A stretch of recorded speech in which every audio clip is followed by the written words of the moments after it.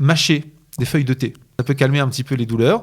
Aussi, ce qu'on peut faire, c'est prendre des petits sachets de thé, d'accord, les mouiller, donc ils sont un petit peu mouillés, et les prendre et les positionner sur les zones qui sont douloureuses.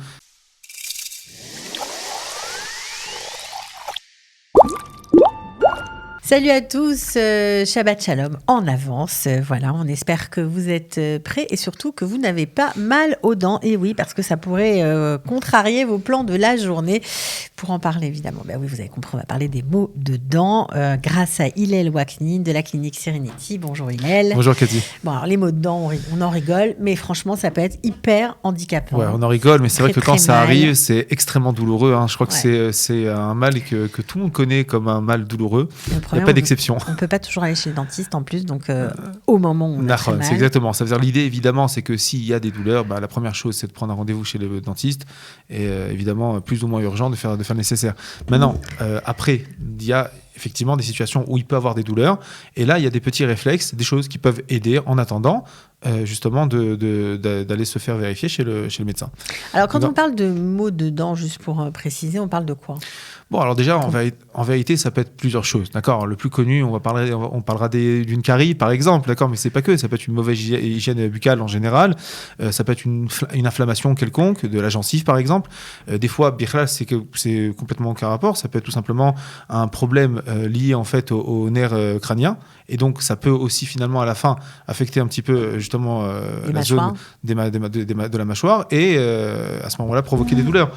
Ça peut être des fois un mauvais positionnement de la mâchoire elle-même qui va créer des compressions importantes au niveau de l'articulation temporomandibulaire, et ça aussi, ça peut provoquer aussi des douleurs. D'accord ? Donc c'est vrai que c'est multiple, il peut y avoir plusieurs possibilités. Ouais.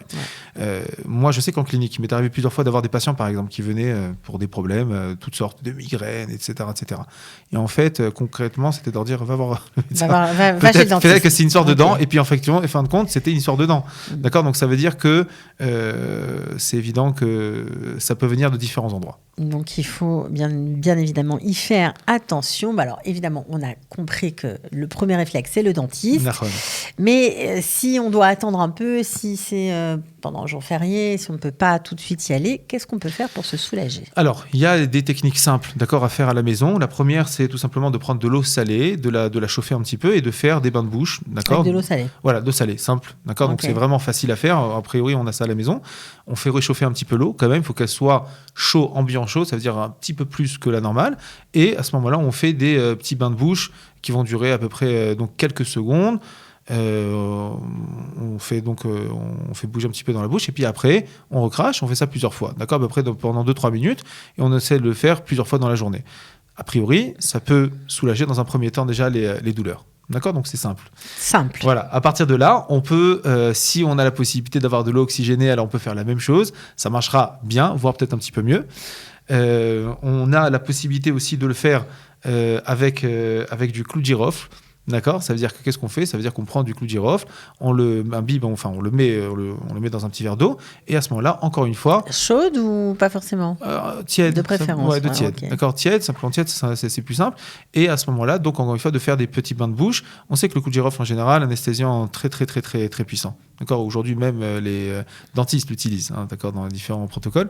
Donc, c'est quelque chose qu'on a à la maison, en général, et à ce moment-là, donc on peut les utiliser.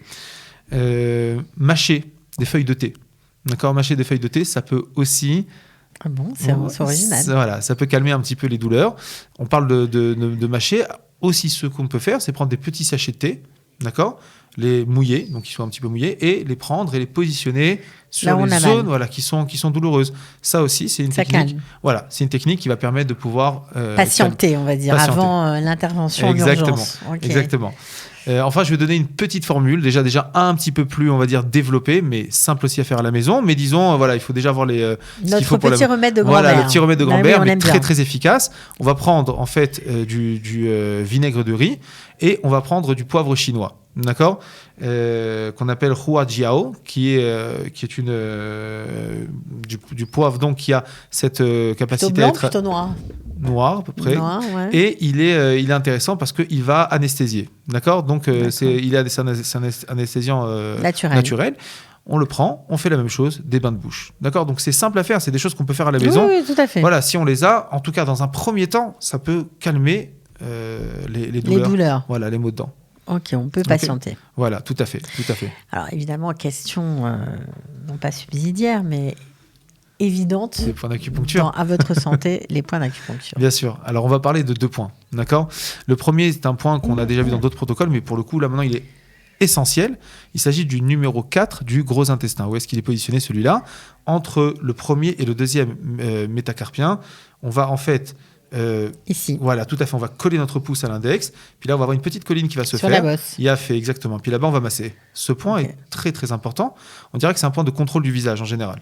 Et vraiment très utilisé pour calmer les douleurs en général, mais surtout ceux qui sont au niveau du visage, au niveau de la bouche, etc.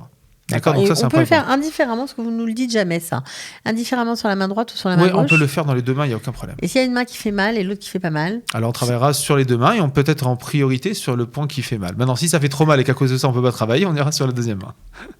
Ok, d'accord. Mais ça n'a rien à voir avec le côté droit ou le côté gauche ?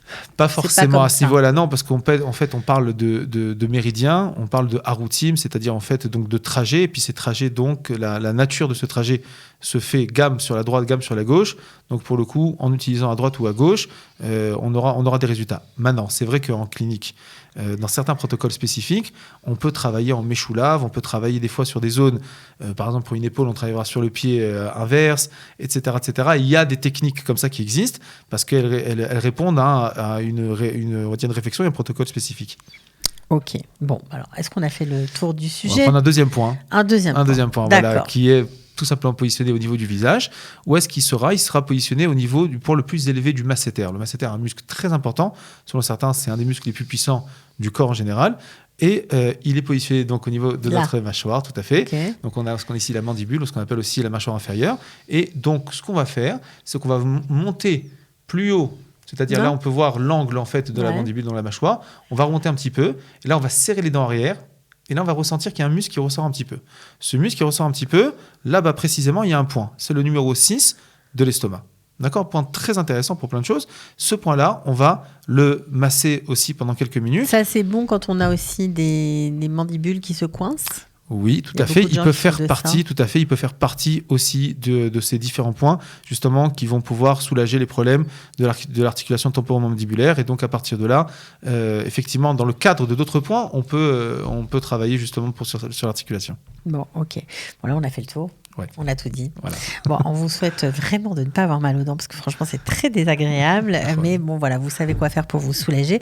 Merci beaucoup d'avoir été avec nous. Merci, Frère Rabat. Et on se retrouve vendredi prochain. Bezrat Hashem. Ciao.